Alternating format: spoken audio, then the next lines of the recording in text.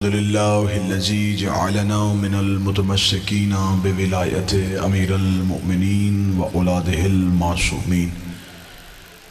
اللهم إياك نعبد وإياك نستعين. الصلاة والسلام بالتحية والإكرام على أشرف الأنبياء والمرسلين وأولاده الطيبين الطاهرين المعصومين. ولعن الله تعالى على أعدائهم أجمعين. أما بعد فقد قال حق سبحانه تعالى في كتابه المجيد وفرقان الحميد. بسم الله الرحمن الرحيم. إنما يريد الله ليذهب عنكم الرجس أهل البيت ويطهركم تطهيرا.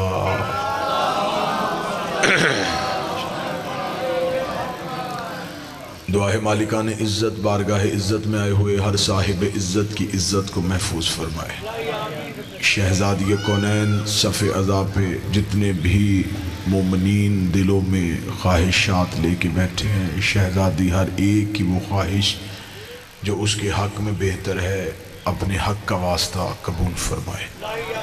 بانی مجلس کی یہ پرخلوص محبت، حاضرین کی عقیدت بھری حاضری اپنی بارگاہ میں قبول فرمائے. ہم نے عزاداری برپا کی، اپنی حیثیت کے مطابق وہ اجر عطا فرمائے اپنے شان کے مطابق. آخری سانس تک عقیدہ حق پہ استقامت نصیب فرمائے. موت کی ہچکی ہو زباں پہ ورد علی ولی اللہ جاری فرمائے. قبر کی پہلی رات ہو زیارت امیر المومنین نصیب فرمائے. قیامت کی صبح ہو شفاعت شبیر نصیب فرمائے. مرنے سے پہلے روضہ حسین کی زیارت نصیب فرمائے. آقا دو جہاں سلطان زمان وارث کائنات رہبر معظم حجت دوران سرکار ولی العصر کے مقدس ظہور میں تاجیل فرمائے. دعائیں قبولیت تک پہنچائیں. سہارا درود کا لیں بلند آواز سے صلوات پڑھیں. اللہم اجازت ہے ذکر شروع کیا جا سکے.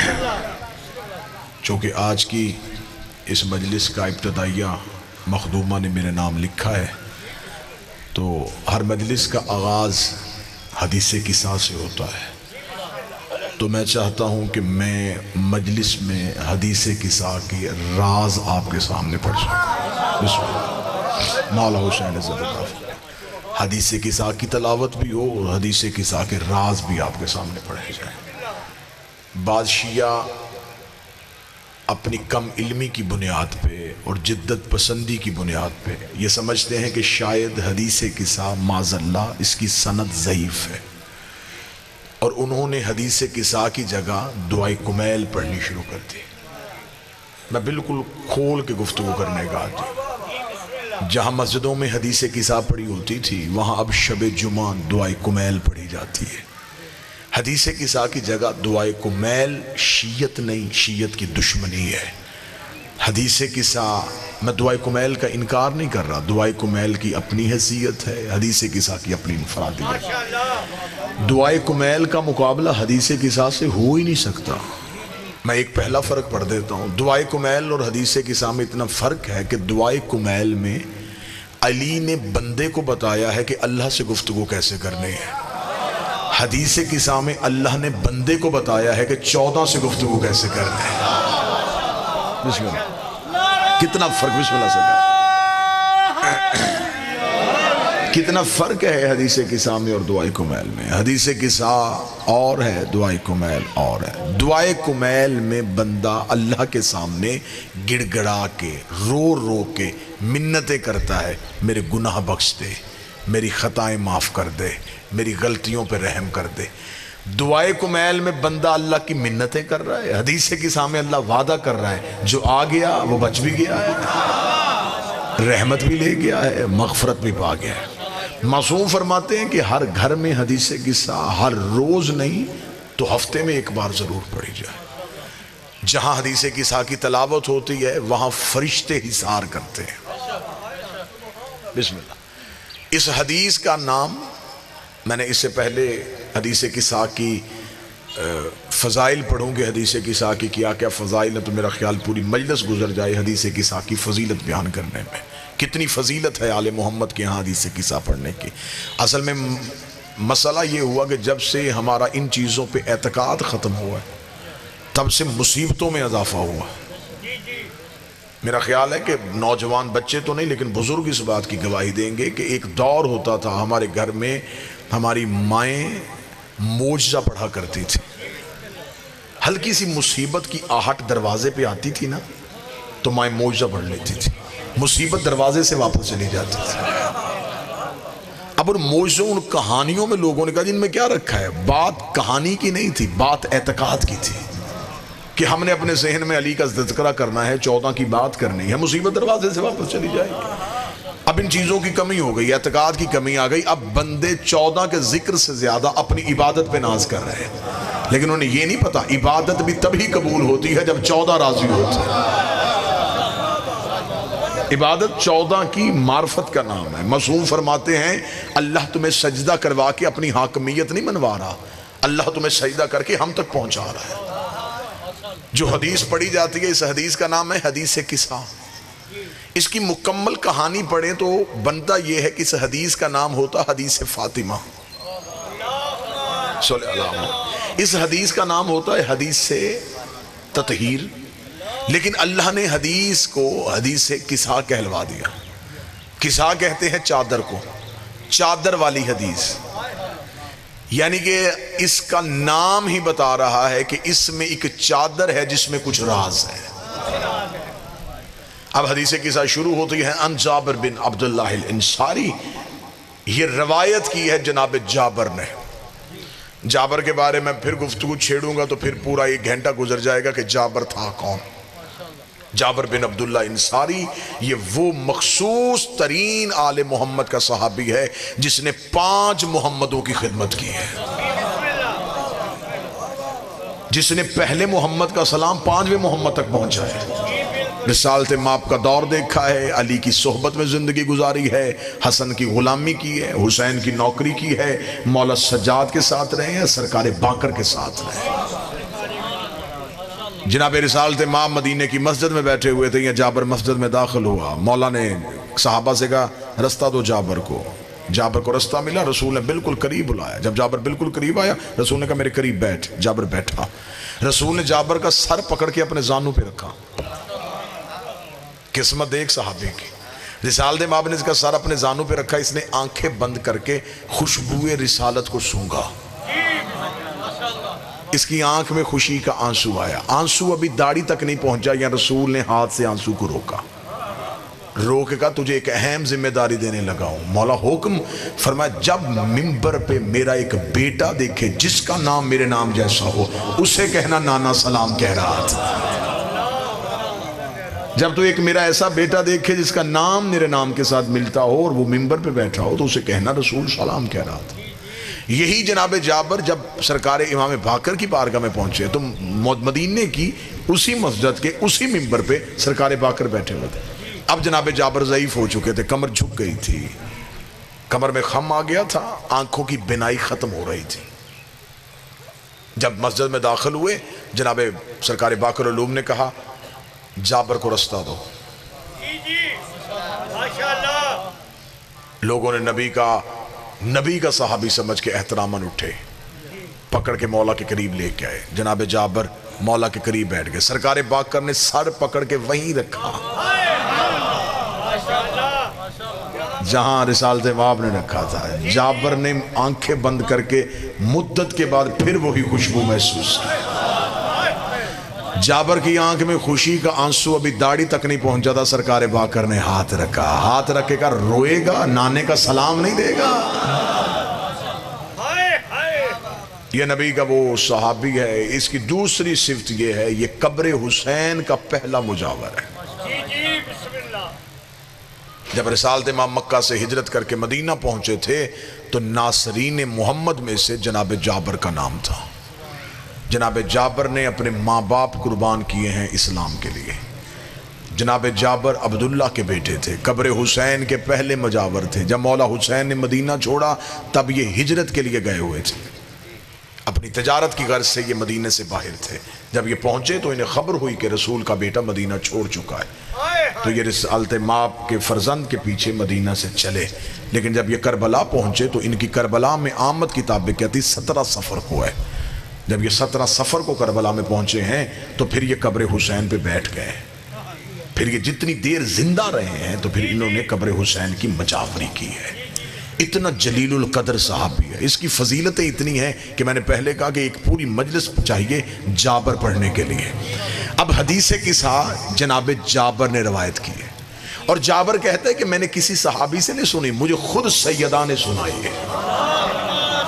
رویا جابر, یہ روایت جابر سے ہے لیکن جابر نے سنا زہرا سے ہے.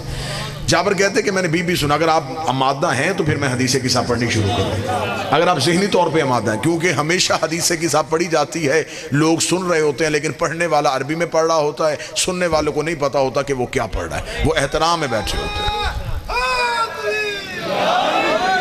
اب میں حدیث قصہ آپ کو اردو میں سنا دیتا ہوں. وہ جناب جابر کہتے ہیں کہ مجھے شہزادی نے کہا ہے کہ فی بعض الایام, چند دنوں بعد نبی میرے گھر آئے.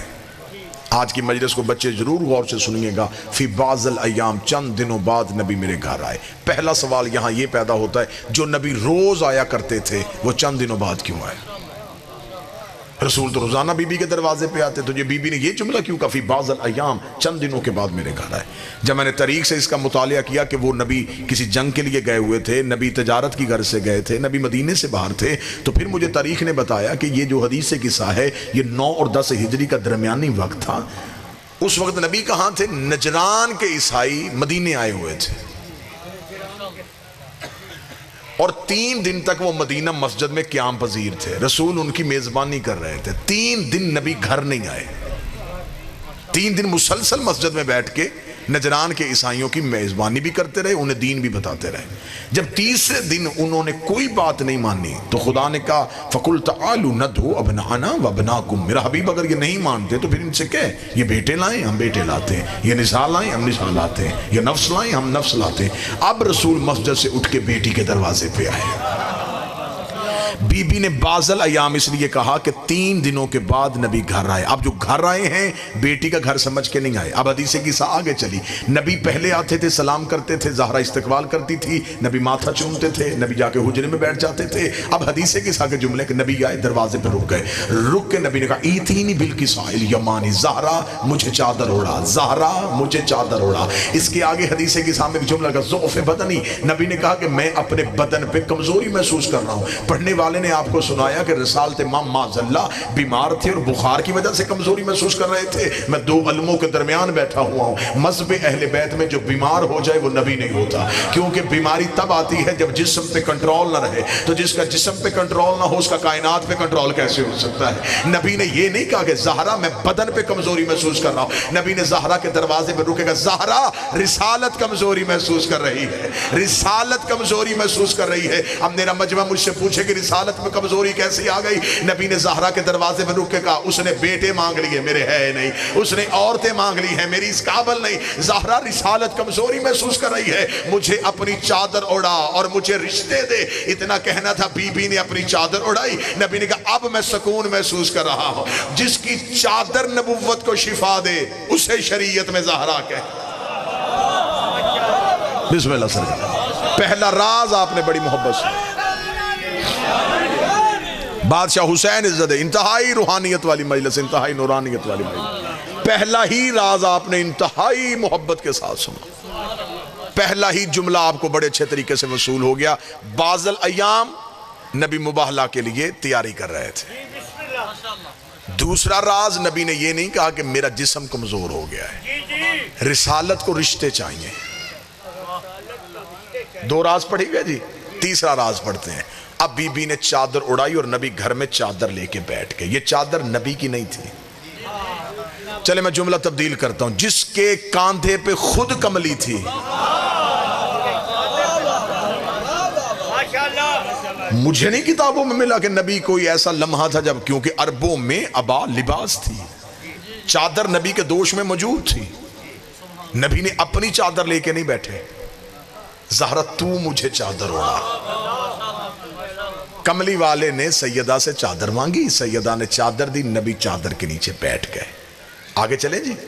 اب پہلا شہزادہ صحن عصمت میں داخل ہوا، حدیث کے ساتھ شروع ہو چکی جی۔ اس نے آتے کہا انی اشم عندک راحتن طیبہ، اماں کہیں سے نانا کی خوشبو آ رہی ہے۔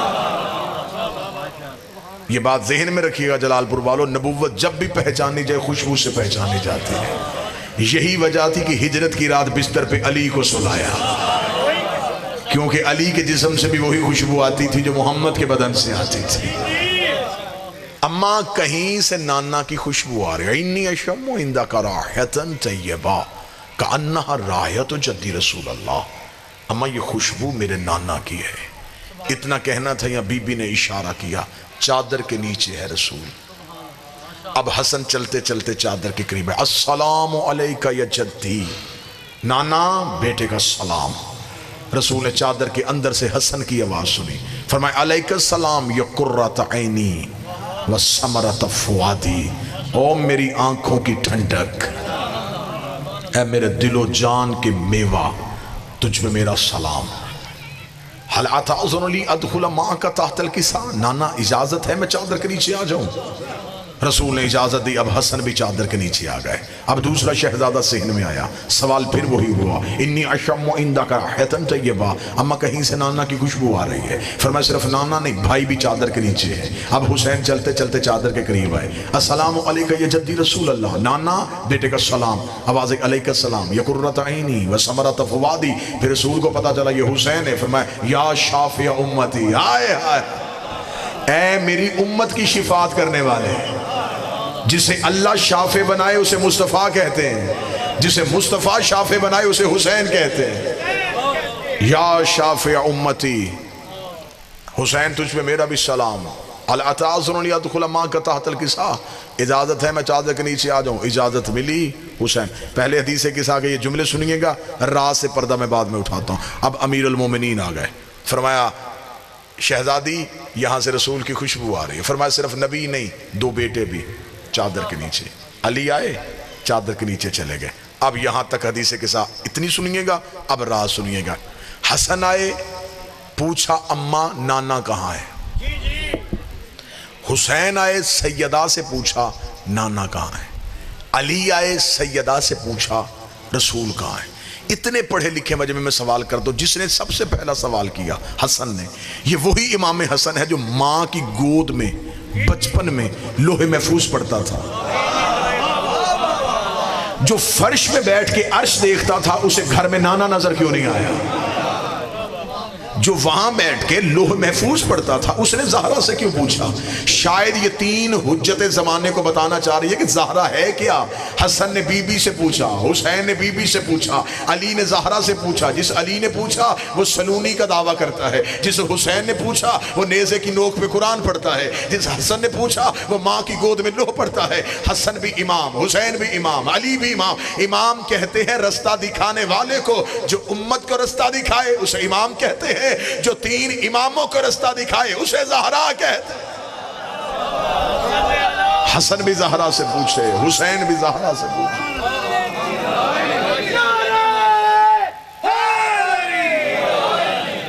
بسم اللہ سے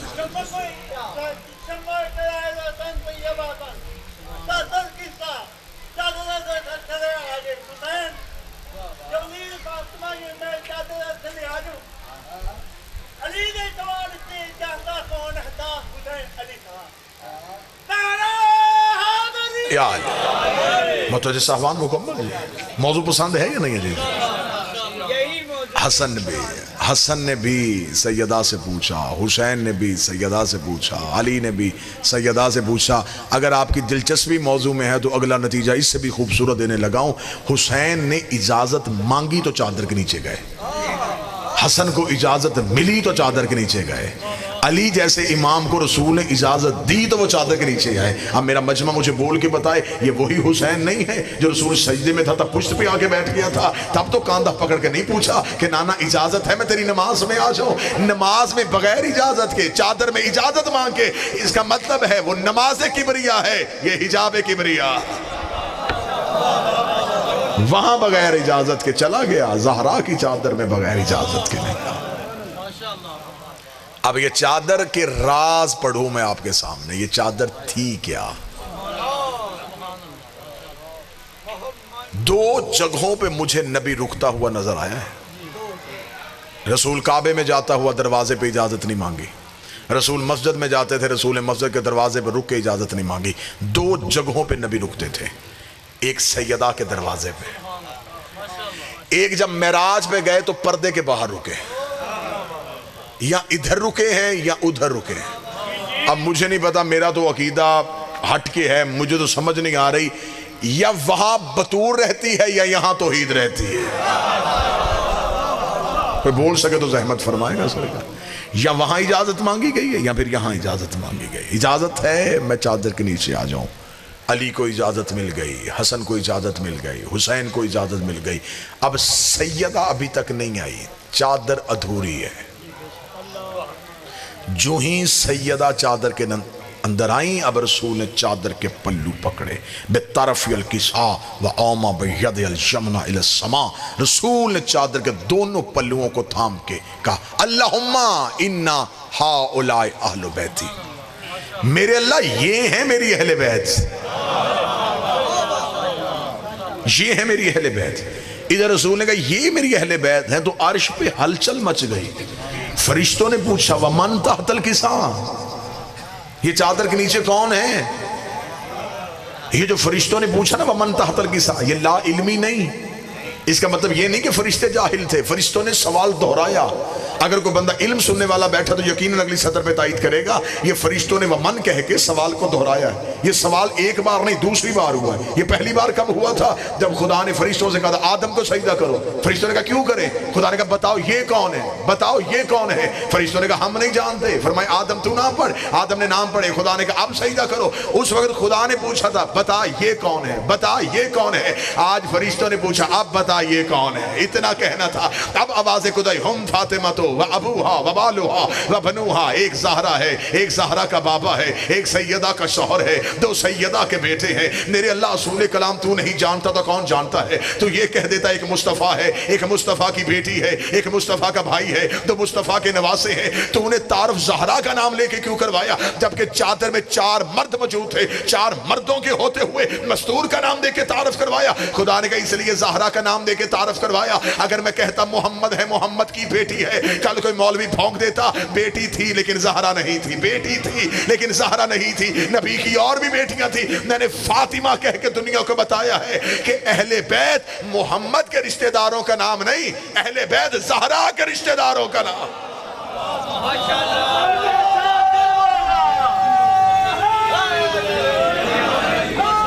بسم اللہ سے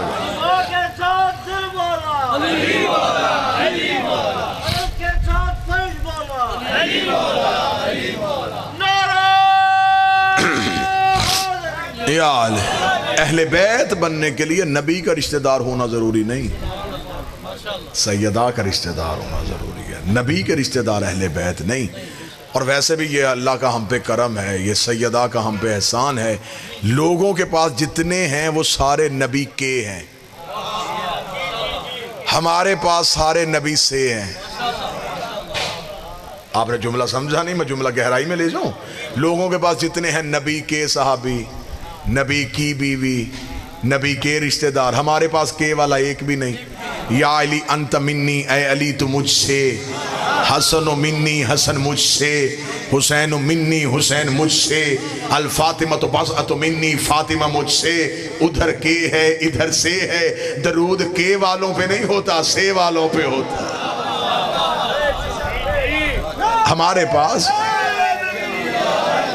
ہمارے پاس نبی کے جسم کے رشتہ دار نہیں، ہمارے پاس نبی کے نور کے حصے ہیں. یہ سارے نبی سے ہیں. اہل بیت رسول کے رشتہ داروں کا نام نہیں، اہل بیت سیدہ کے رشتہ داروں کا نام. بندوں نے نبی سے رشتہ داری کی تھی اہل بیت بننے کے لیے. رشتہ داری کریں گے اہل بیت بن جائیں گے، اہل بیت بنیں گے درود میں آ جائیں گے، درود میں آئیں گے تو نماز میں آ جائیں گے. بندوں نے شارٹ کٹ استعمال کیا تھا نماز میں آنے کے لیے. خدا نے تطہیر کا دروازہ لگا دیا. خدا نے اہل بیت کا تعارف کروا ہی زہرا کے نام سے دیا کہ جتنی مرضی نبی سے رشتہ داری کر لو، نبی کے رشتہ دار تو اہل بیت میں آئیں گے نہیں، اہل بیت ہوں گے سیدہ کے رشتہ دار۔ اب جب نبی نے اللہ نے سیدہ کی شرط لگا دی تو اب بندوں نے پھر اہل بیت میں آنے کے لیے رسول سے آ کے بیٹی کا رشتہ مانگا، چلے ہمیں سیدہ کا رشتہ دے دیں۔ اب جو کتاب میں جملے میں بالکل بعین ہی وہ پڑھنے لگا ہوں، جب لوگوں نے کہا کہ ہمیں بیٹی کا رشتہ چاہیے، رسول کا جواب سونے کا قلم ہو، میں کعبے کی پیشانی پہ جملہ لکھوں۔ رسول نے کہا تمہیں کس نے کہا ہے کہ میری بیٹی کی شادی کا اختیار میرے پاس ہے؟ تو بیٹھا ہے سننے والا یا نہیں بیٹھا؟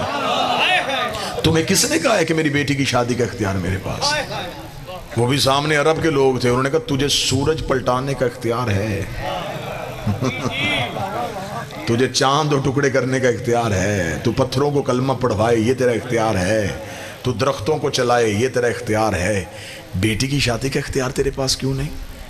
شادی کو تو ولی کی اجازت ہوتی ہے اور تو بیٹی کا ولی ہے۔ جو جواب رسول نے دیا قلم ٹوٹ گئی ہے بندوں کی۔ رسول کا جواب سننا اور چہروں پہ نور ولایت آ جائے گا۔ رسول مسکرا کے فرماتے ہو جاہلو میں مسلمان بناتا ہوں معصوم نہیں بناتا۔ ہائے ہائے، میں مسلمان بناتا ہوں معصوم نہیں بناتا۔ بیٹی ہے معصومہ، رشتہ چاہیے معصوم، معصوم بناتا ہے وہ جانے۔ اور وہ عصمت کے معاملے میں اتنا سخت ہے، وہ مریم کو بغیر شوہر کے بیٹا دے دیتا ہے، معصومہ غیر کے گھر نہیں بھیجتا۔ خدا نے مریم کو بغیر شوہر کے بیٹا دیا، اور بیٹا بھی عام نہیں دیا، نبی دیا، پھر اسے روح اللہ بنایا۔ عیسیٰ جیسا بیٹا بغیر باپ کے دیا۔ چلیں آپ آمادہ ہیں، اور بڑی بہت بہترین صبح مجلس اور بڑا ہی کمال مجمع جو بڑی آمادگی کے ساتھ گفتگو کو سن رہا ہے۔ اللہ نے جناب مریم کو بغیر شوہر کے بیٹا کیوں دیا؟ اس میں راز کیا ہے؟ اب جو راز کتابوں میں پڑھا میں پہلے وہ پڑھ دیتا ہوں، پھر جو نوکر پہ خیرات ہے وہ پڑھ دیتا ہوں۔ کتابوں نے کہا کہ اللہ نے جناب عیسیٰ کو بغیر باپ کے اس لیے پیدا کیا کہ جناب مریم معصومہ تھی، اور اس دور میں مریم کا کف نہیں تھا۔ ایسا ہی ہے، یہی جواب ملا ہے نا آپ کو کہ اس دور میں جناب مریم کا کف نہیں تھا۔ اللہ نے بغیر شوہر، بابا جی اگر یہ علم کو تھوڑا سا باندھ دینا تو مجھے یہ دیکھنے میں آسانی ہو جائے۔ درود سارے حضرات مل کے بلند آواز سے۔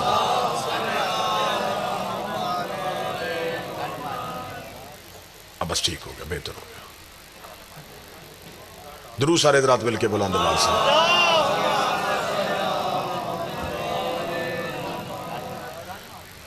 متوجہ ہیں سلمان جی؟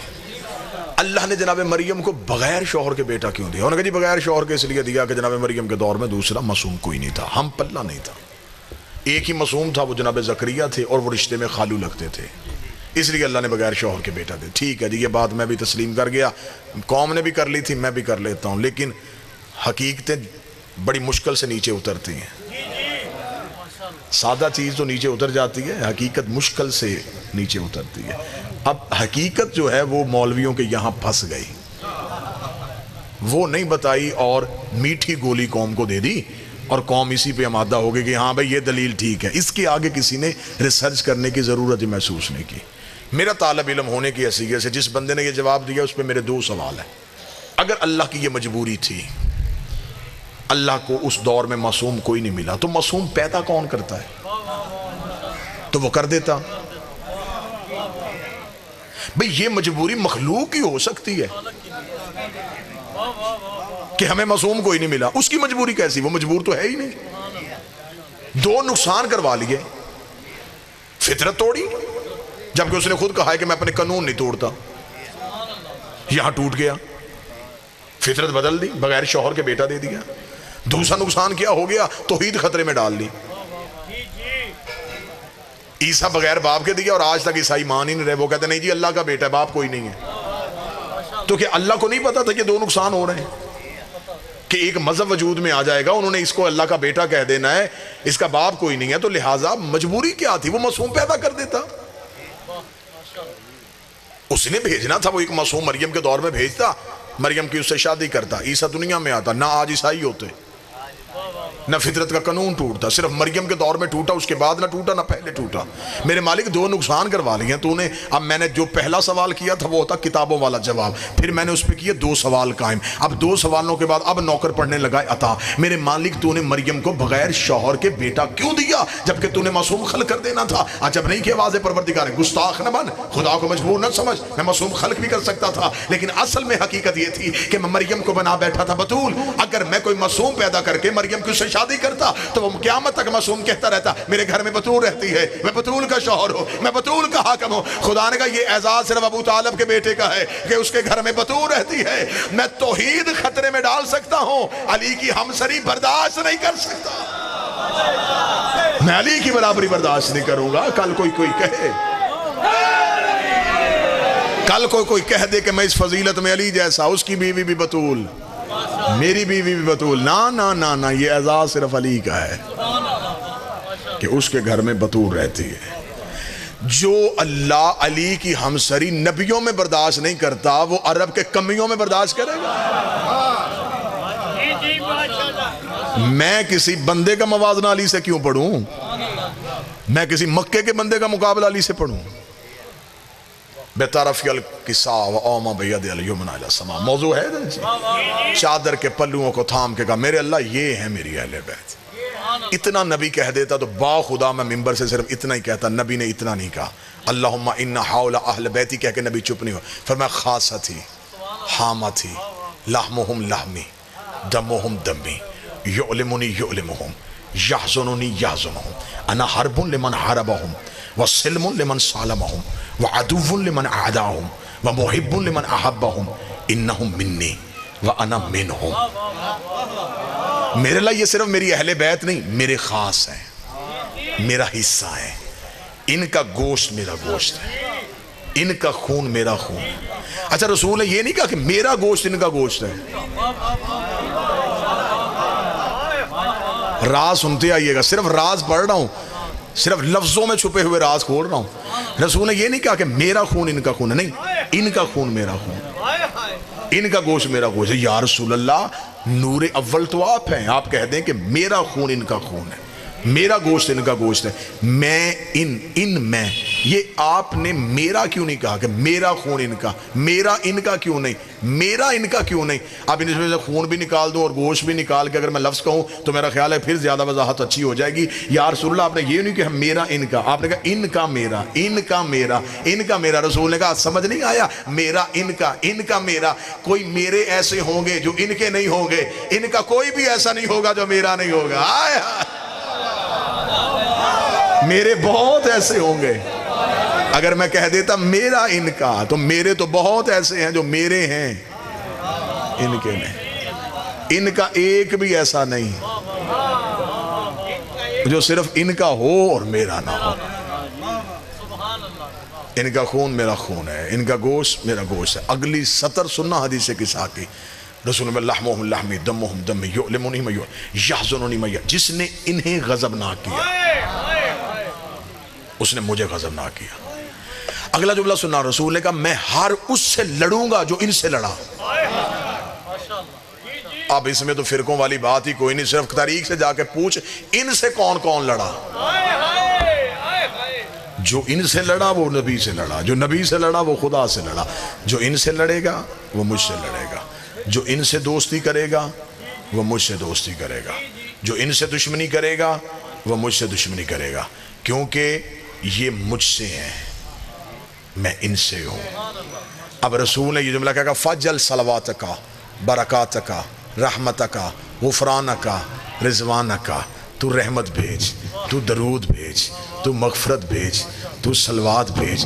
نبی نے محبت میں قصیدہ پڑھ دیا، یہ میرے، ان کا خون میرا خون، ان کا گوشت میرا گوشت، ان کے دوست میرے دوست، ان کے دشمن میرے دشمن۔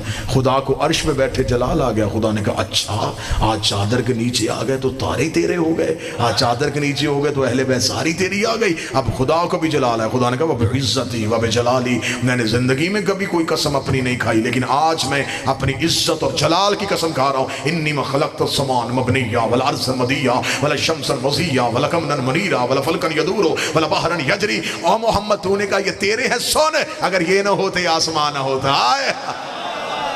انی مخلق تو سمان مبنیہ، یہ عرش ہے تو ان کی وجہ سے، یہ فرش ہے تو ان کی وجہ سے، یہ دریا میں روانی ہے تو ان کی وجہ سے، یہ سمندر میں طغیانی ہے تو ان کی وجہ سے، یہ بادل میں شور ہے تو ان کی وجہ سے، یہ ہواؤں میں زور ہے تو ان کی وجہ سے، یہ کلیوں میں چٹک ہے تو ان کی وجہ سے، یہ پھولوں میں مہک ہے تو ان کی وجہ سے، یہ دن طلوع ہو رہا ہے تو ان کی وجہ سے، یہ غروب ہو رہا ہے تو ان کی وجہ سے، یہ تارے چل رہے ہیں تو ان کی وجہ سے، یہ نظام کائنات میں نے ان کی وجہ سے قائم رکھا ہوا ہے۔ اب فرش پہ نبی کہہ رہا تھا میرے ہیں، عرش پہ خدا کہہ رہا تھا میرے ہیں، پھر محمد نے کہا ایک کام کر لیتے ہیں، دعا میں کر لیتا ہوں، وعدہ تو کر لے۔ خدا نے کہا تو دعا کر، میں وعدہ کرتا ہوں۔ نبی نے ہاتھ اللہم وعلمن وعلہم وعادمن آدھا، ہر اس سے دوستی کرنا جو ان سے دوستی کرے، ہر اس سے دشمنی کرنا جو اس سے دشمنی کرے۔ اب پتا چلا رضی اللہ سجدے کرنے سے نہیں ہوتا، پانچ کو راضی کرنے سے ہوتا۔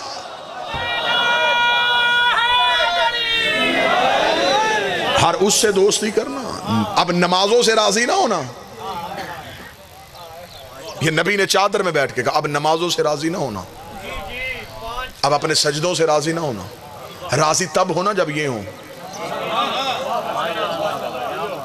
اب دوستی کا معیار بدل، اب تیری دوستی نہیں، ان کا دوست تیرا دوست، ان کا دشمن تیرا دشمن ہے۔ ہر اس سے دوستی کرنا جو ان سے دوستی کرے، ہر ان سے دشمنی کرنا جو ان سے دشمنی کرے۔ اب خدا نے کیا کہا تھا کہ مجھے اپنی عزت اور جلال کی قسم، توجہ میری طرف رکھیے گا، مجھے اپنے عزت و جلال کی قسم کہ میں کچھ بھی نہ بناتا اگر یہ نہ ہوتے۔ میرا خیال ہے یہ بات ادھوری رہی ہے، میں اسے مکمل کر دیتا ہوں۔ مجلس ہو رہی ہے، آج صاحبان لگا ہوا ہے، قلین بچھا ہوا ہے، ممبر سجا ہوا ہے، مومنین بیٹھے ہیں۔ آپ کل کو اسی جگہ پہ آئیں گے، نہ صاحباں ہوگا، نہ قلین ہوگا، نہ ممبر ہوگا۔ دروازے پہ کھڑا ہو کے کوئی بندہ پوچھے کہ وہ کل والا صاحباں، قلین، ممبر، کناتیں کہاں گئیں، تو کوئی کہے گا وہ سب کچھ تھا مجلس کی وجہ سے۔ مالک حسین عزت فرمائے جو پہلے لمحے میں مومن بولے، اس کا مطلب ہے کہ اس کا ذہن مجلس میں ہوتا ہے۔ وہ سب کچھ جیسے سب تھا مجلس کی وجہ سے، مجلس ختم انتظام ختم۔ اس کا مطلب ہے یہ سب کچھ مجلس کی وجہ سے۔ خدا کہتا ہے مجھے عزت اور جلال کی قسم، میں نے زمین ان کی وجہ سے بنائی ہے، آسمان ان کی وجہ سے بنا۔ تو اب جلال پور کا مجمع بول کے مجھے بتائے، اللہ سے سوال نہ کرے میرے مالک اگر ان میں سے سارے چلے گئے ہیں تو زمین لپیٹ دے، آسمان گرا دے، سورج بجھا دے، چاند واپس لے جا، تو نے سب کچھ ان کی وجہ سے بنایا۔ جب یہ ہی نہیں تو پھر زمین و آسمان کیسا؟ خدا نے کہا گستاخ نہ بن، یہ تھے نہیں، یہ ہیں۔ ان کا کوئی نہ کوئی محمد ابھی بھی ہے، یہ تھے نہیں، کوئی محمد ابھی موجود ہے جس کی وجہ سے آسمان بچا ہوا ہے، زمین سجی ہوئی ہے۔ کوئی محمد ابھی ہے جس نے کائنات کے نظام کو روکا ہوا ہے، کوئی محمد ہے جو نظام کائنات چلا رہا ہے۔ آج کے شیعوں کے لیے مدت پہلے صادق کی بارگاہ میں ایک صحابی نے سوال کیا تھا، اس دور کے شیعوں کے لیے نہیں، تمہارے لیے کیا تھا۔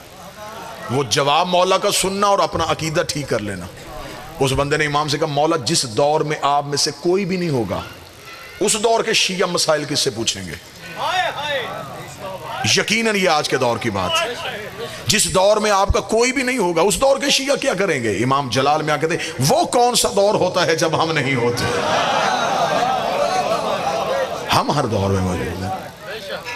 اب میں کیا کروں، میں مشکل دور کا پابند خطیب ہوں، مجھے حقائق پڑھنے بھی ہوتے ہیں اور ہوا کے جھونکے کی طرح گزرنا بھی ہوتا ہے۔ میں چاہتا ہوں کہ قوم کے سامنے یہ امانتیں پڑھی جائیں، لیکن اشارہ اتنا بہتر استعمال کیا جائے کہ جتنا بہتر اشارہ میری قوم سمجھتی ہے اتنا روئے زمین پہ کوئی قوم نہیں سمجھتی۔ میں اشارہ دینے لگا ہوں، جو اشارہ سمجھے گا مجھے چہرے سے پتہ چل جائے گا یہاں اشارہ۔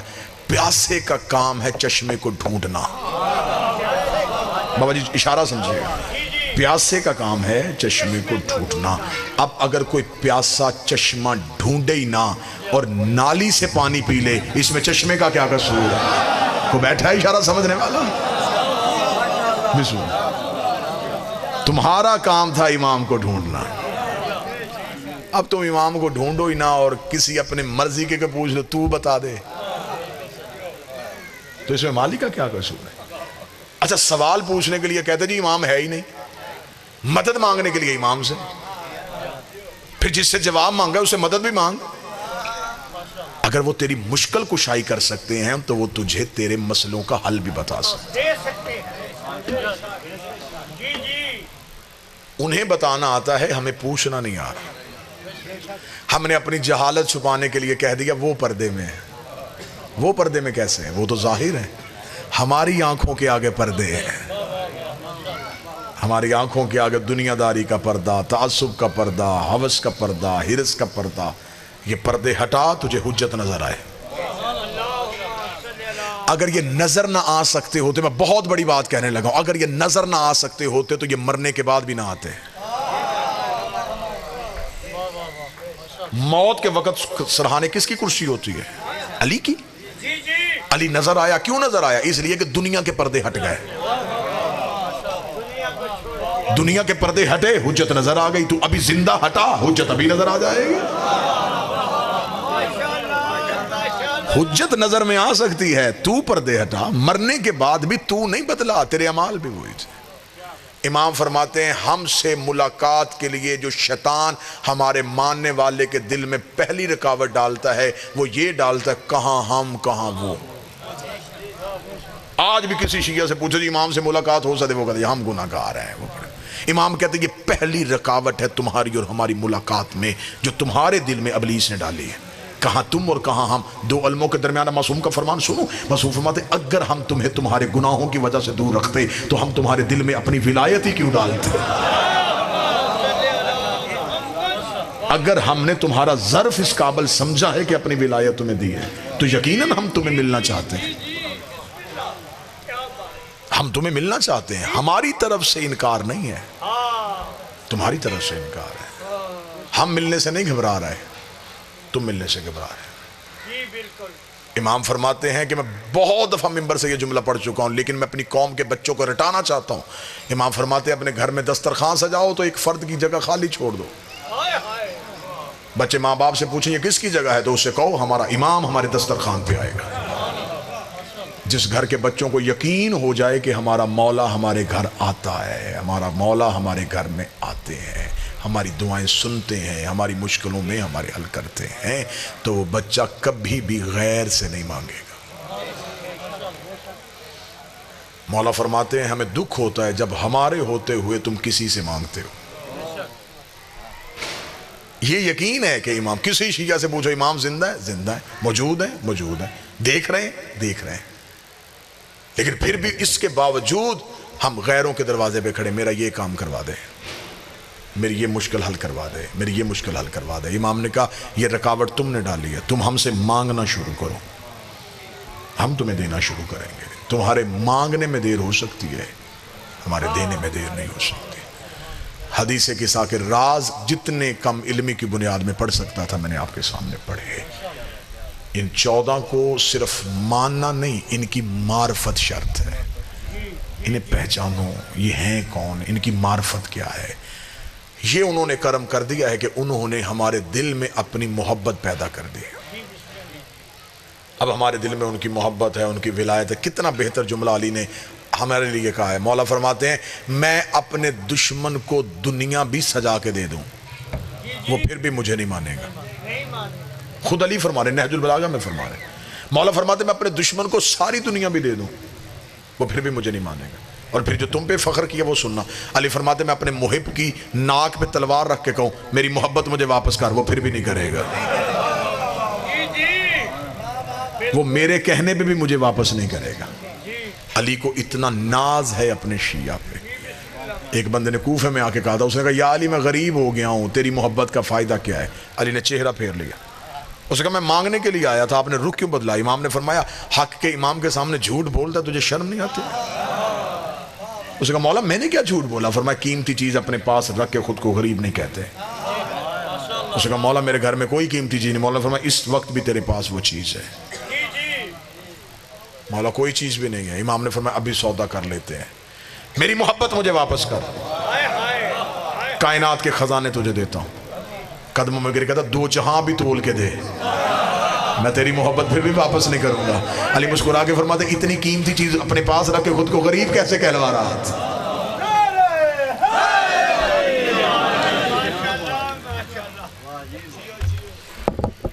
بس صرف امتحان یہاں اتنا ہے کہ یہاں علی کے لیے تکلیفیں تم برداشت کرو, وہاں علی تمہیں تکلیف نہیں ہونے دے گا.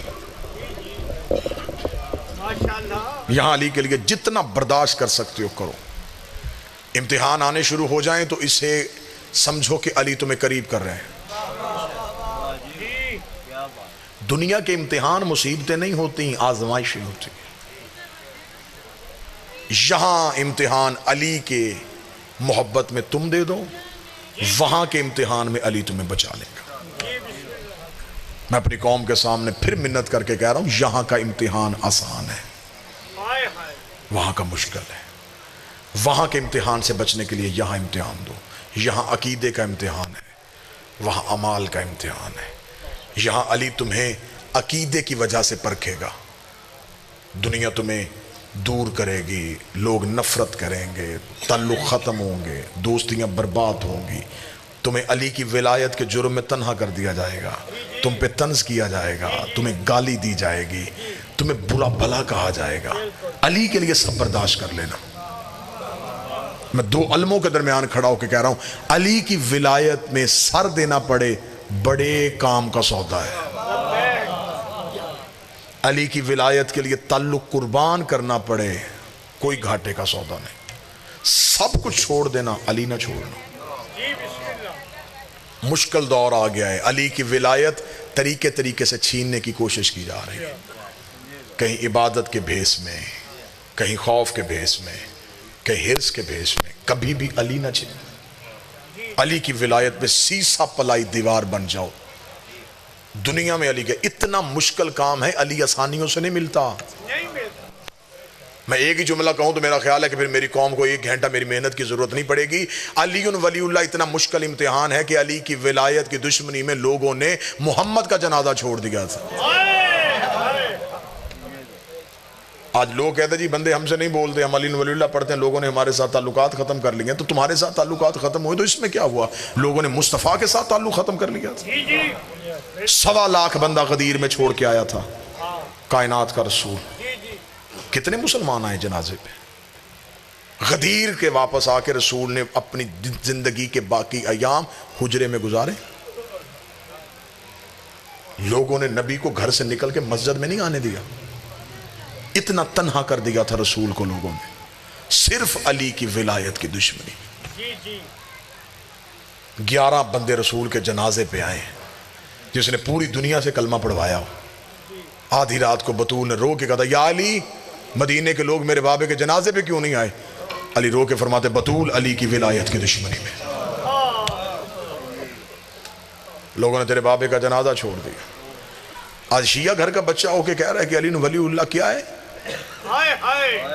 محمد کی بیٹی قتل ہوئی ہے علی کی ولایت کی دشمنی میں. مبلغہ ولایت ہی شہزادی. آپ کو صرف منبر سے اتنا سنایا گیا, ایک دربار میں حق مانگنے گئی تھی, رکھ میرے سر پہ قرآن. نبی کے جانے کے بعد علی کا ہاتھ پکڑ کے ایک صحابی کے گھر گئی ہے. دروازے پہ دستک دے کے آواز دے کے کہتی ہو فلاں ابن فلاں بھول گئے ہو غدیر میں میرے بابے کا خطبہ؟ کیوں تم نے علی کو تنہا چھوڑ دیا ہے؟ کیوں تم علی کو سلام کا جواب نہیں دیتے؟ لوگوں نے دروازے بند کر لیے. آدھی رات کو علی کو گھر لا کے علی کے سامنے بیٹھ کر دی, نہ رو, ہمیں اللہ سلام کرتا ہے, ہمیں فرشتے سلام کرتے ہیں. علی رو کے کہتے ہیں بطول میں اپنی غربت کی وجہ سے نہیں رو رہا, بطول تیرے احسان دیکھ رہا ہوں. بطول تو میری ولایت کی تبلیغ کے لیے اتنا کچھ کر رہی ہے, لوگ تجھے زندہ نہیں چھوڑیں گے. بطول نہ اتنی کھل کے میری ولایت پڑھ, لوگ قتل کر دیں گے تجھے. آج مجھ جیسے جاہل کو کسی چوک میں گولی بھی علی کی ولایت کے لیے لگ جائے تو میری نسلیں قرضہ نہیں اتار سکتی. محمد کی بیٹی قتل کی ہے لوگوں نے علی. اتنی کھل کے علی کی ولایت کی تبلیغ کی ہے کہ بندوں نے گھر آ کے مارا رسول کی بیٹی کو.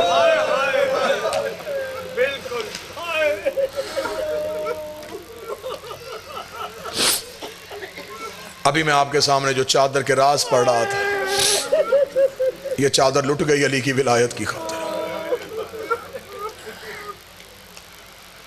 قتل ہو گئی رسول کی بیٹی علی کی ولایت کی وجہ سے۔ آدھی رات کو تنہا جنازہ پڑا ہے اور علی جنازے پہ بیٹھا رو رہا ہے، رو کے کہہ رہا بطول، ایک تو ہی تو تنہا میری ولایت کی مبلغہ تھی، بطول پہلے بابا چھوڑ کے گیا، اب تو چھوڑ کے چلی گئی، اب میری ولایت کون منوائے گا؟ علی بطول کے جنازے پہ اتنا کہہ رہا تھا، یا پیچھے سے علی کی بیٹی آئی، بابے کے گلے میں باہیں ڈال کے کہتی نہ رو، ابھی زینب زندہ ہے۔ بابا لوگوں نے تیری ولایت کی خاطر اگر تیرے بیٹے بھی قتل کر دیے نا تو تیری بیٹی زندہ ہے۔ کیوں مارا کربلا میں رسول کا بیٹا حسین؟ بہت غلطی کی مولوی نے، اس نے قوم کو حق نہیں سنایا، دین بچانے کے لیے گیا تھا، کلمہ تو وہ پڑھ رہے تھے، نمازیں تو وہ پڑھ رہے تھے، روزے تو وہ رکھ رہے تھے، آخری حملہ پڑھو میرے بادشاہ حسین کا، مقتل کی بڑی سے بڑی کتاب اٹھا کے آخری حملہ پڑھو، جب سارے مارے گئے نا تنہا رہ گیا میرا حسین، 9 لاکھ کے سامنے جا کے حسین نے رو کے کہا او مسلمانوں، میں تم میں وہ چہرے دیکھ رہا ہوں جنہوں نے مجھے نبی کے کاندھوں پہ دیکھا ہے، میں تم میں وہ لوگ دیکھ رہا ہوں جنہوں نے مجھے نبی کی پشت میں دیکھا ہے، آنکھوں سے دیکھا ہوا اور پھر قتل کر رہے ہو۔ حسین 9 لاکھ کے سامنے یوں کھڑے ہو کہتے تم نے میرا اکبر مارا میں چپ رہا، تم نے میرا غازی مارا میں خاموش رہا، تم نے ایک دن میں میرا سارا گلستان اجاڑ دیا میں چپ دیکھتا رہا، مجھے صرف اتنا بتاؤ مجھے مارنا کیوں چاہتے ہو؟ 9 لاکھ سے آواز آئی لے بغض ابھی، تیرے باپ علی کے دشمنی کیوں کیا تھا تیرے نانے نے علی کی ولایت کا اعلان؟ ہم علی کی نسل ختم کریں گے، تیرے باب علی کی ولایت کی دشمنی میں آئے۔ بیٹے نے جملہ کہا مجھے کیوں مار رہے ہو؟ انہوں نے کہا تیرے بابے کی دشمنی میں۔ بیٹے کا کہا ہوا یہ قوم بھول جاتی، مجھے حسین کی ماں کی قسم ہے بیٹی نے شام کے بازار میں کھڑے ہو کے کہا مجھے کیوں مار رہے؟ انہوں نے کہا تیرے باب علی کی دشمنی میں مارے۔ شیعہ ہو کہ آج کوئی بندہ علی کی ولایت چھوڑ دے جس ولایت کے لیے علی کی بیٹی شام کے بازار میں پتھر کھاتی رہی۔ کتنا مارا انہوں نے علی کی بیٹی کو، مجھے حسین کی ماں کی قسم ہے ہم تو تمہیں ڈرتے سناتے ہی نہیں، کتاب سے روایت پڑھتے ہیں، کئی بار سوچتے ہیں یہ روایت کیسے پڑھیں گے تو مجمع سے مومن مر کے اٹھیں گے، کیسے پڑھیں گے؟ 2 علموں کے درمیان کھڑا ہوں، صرف اتنا پڑھتے پتھروں کی بارش ہوئی، رکھ میرے سر پہ قرآن، شام کی عورتوں نے ابلتا ہوا پانی علی کی بیٹی کا جس کے ہاتھ میں جو آیا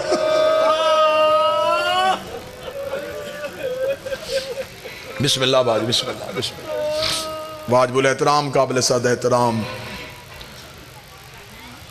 جناب سید زیگم شاہ جی تشریف لے آئے، بس 2 سطر مصیبت کی پڑھوں، انہی کا انتظار تھا۔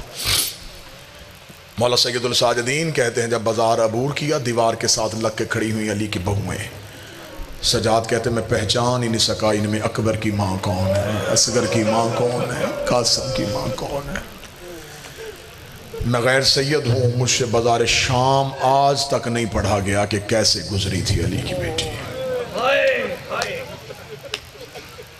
بہنیں بیٹیاں لے کے ہر کوئی جاتا ہے، کوئی بازار میں شاپنگ کے لیے جاتا ہے، کوئی بیٹی سکول چھوڑنے جاتا ہے، کوئی کالج چھوڑنے جاتا ہے، اگر بازار میں مردوں کا رش ہو بھائی آگے چلتا ہے، بہن پیچھے چلتی ہے، رش زیادہ ہو تو وہ بھائی ہاتھ سے رش ہٹاتا ہے، جس کو ہاتھ لگتا ہے نا وہ پیچھے مڑ کے دیکھتا ہے، جب وہ دیکھتا ہے اس کے ساتھ پردہ دار ہے تو وہ رستہ دے دیتا ہے، اس نے رستہ اپنے لیے نہیں مانگا، اس کے ساتھ پردہ دار ہے۔ گجرات کتنا رولے گا جس نے علی کی بیٹی کا رستہ بنانا تھا، اس کے ہاتھ بدے ہوئے تھے، وہ پورے بازار میں صرف اتنا کہتا رستہ چھوڑو میرے ساتھ میری ماں آ رہی ہے، رستہ چھوڑو میرے ساتھ میری بہن۔ کسی نے رستہ دیا؟ رش اتنا زیادہ ہو گیا کہ علی کی بیٹی سے چلنا مشکل ہو گیا۔ میں نے تو منبر پہ کہا ہے باخدا ابھی تک بازار شام نہیں پڑھا گیا. بازار شام میں کوئی ایک مصیبت آئی ہے جو سجاد کا حجت ہو کے جگر پھٹ گیا؟ جب لوگوں نے جان بوجھ کے بھیڑ اتنی زیادہ کر دی کہ علی کی بیٹی سے چلا نہ جا سکے، پھر روتی روتی زمین پہ بیٹھ گئی، رو کے کہتی سجاد اب مجھ سے کھڑا نہیں ہوا جا رہا. پھر آدھا بازار ایسے عبور کیا ہے جیسے اکبر کی لاش پہ حسین آیا.